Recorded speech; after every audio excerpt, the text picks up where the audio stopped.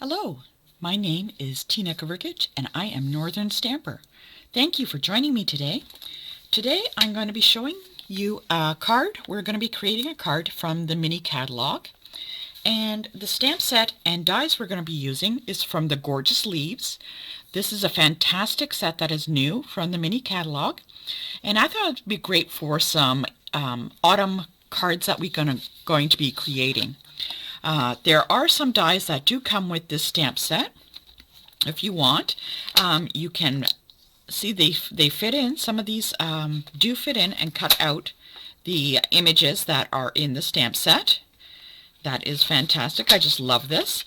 And if you would like to order your own bundle, which means the stamp set and the dies, this fantastic stamp set is found on page 47 of the annual catalog, and the bundle, which means the stamp set and the dies, comes to a total of $60.25. So there's the bundle itself down here, or you could just buy the dies by themselves if you wish, or the stamp set by itself for $29. This is a great stamp set for creating some fall time cards.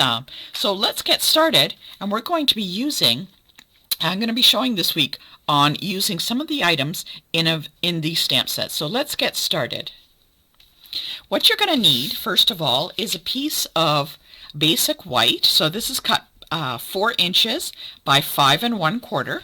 And what we're going to do is we're going to take a piece of just basic photocopy paper. And what we're going to do is we're just going to kind of rip it apart with a little bit of a design. So what I'm going to do is actually, let's place it on here, and I'm just going to tape it down a little bit. So I want some design on this. So I'm just going to put a little bit of tape to hold on the paper so it doesn't move as I create here. And I'm going to place the second part on the top. And actually, we will make this a little bit lower down because I want to use actually more of the card as we create. So let's get more of a wider surface area. What we're also using to create with this is some variety of color of ink pads, and we will be using some of the blending brushes that are in the annual catalog. These are fantastic, and they have a very light result on the card itself. So what we're going to do is we are going to take a couple of colors. I'm going to take Pale Papaya, and let's get a polished pink in there, and let's create some background on here. So what I'm going to do is I'm going to actually take the lightest color, which is the Pale Papaya, and I'm going to get my blending brush. So even though there's color on the blending brush, you don't need to worry about that. I'm going to take a little bit onto the blending brush, and I'm going to start actually off the paper. I want to take a little bit of the ink off, and I'm going to just kind of go around in circles. And it may not look like I'm adding much color, but I don't want to do too much at first, so I would rather have a little bit at a time and just kind of keep working it in. So the blending brush is actually adding the color to the paper. Okay, you may not see it, but it is there. So, and it is such a pale color, so you may not see it too much. And I'm just going to add a little bit more onto one side and continue on blending it around. Okay, oops, and that just kind of moves, so let's take that down again. I'm just going to make sure I tape some of the paper down. All right, because I don't want it to move around, and you'll see as it comes around, it's going to follow that edge. So let's do that. And I'm going to add some polished pink into this color. And actually, I'm going to grab one of the brushes that has like a pinky purple. It's okay that the colors, they don't rub out on each other. Now I'm going to take some of the ink off. I don't want it so bright. So I'm just going to add a little bit around to the edges. I don't want it a really bright dark pink, so that's kind of why I go a little bit, I take some of the ink off. So let's add a little bit more. I'm going to add a little bit more to a particular corner. There we go. And you can see the color is transferring over.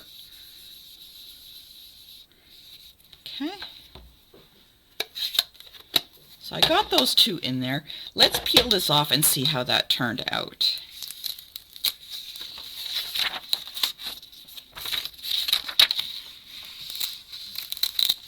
That's pretty good. It seems like there's a little bit of color overlap, but that's fine. That's great.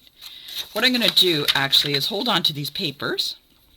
I wanted to show you what the ink looks like, just like that. So let's move on to our next step. All right, so I'm going to add back the paper. Okay, just add it back on. Cover it up.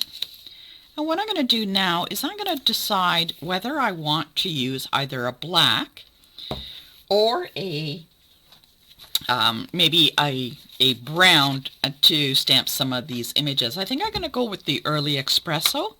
So what I'm going to do is I'm going to ink it up and stamp some of these gorgeous leaves. So I'm going to add some of these leaves into the areas. Okay, and I am using Early Espresso brown ink, okay, to add that in. So let's get the different shapes of the leaves and kind of stamp them across.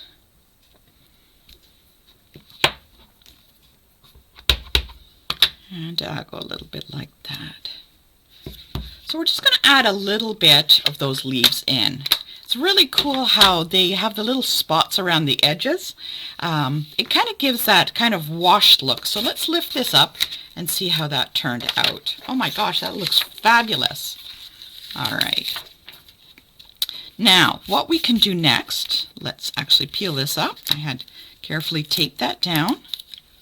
Okay, we'll take that down. And let's cut some papers out using these dies. So let's do that.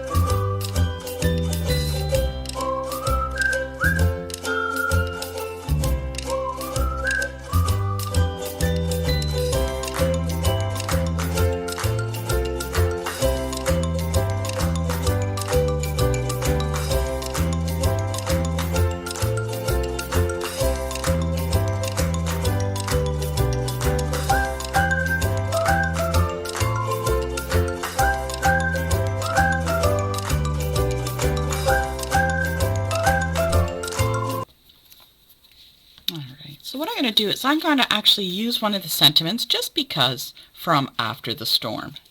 So I'm just going to move this up a little bit because I don't want that to shift around.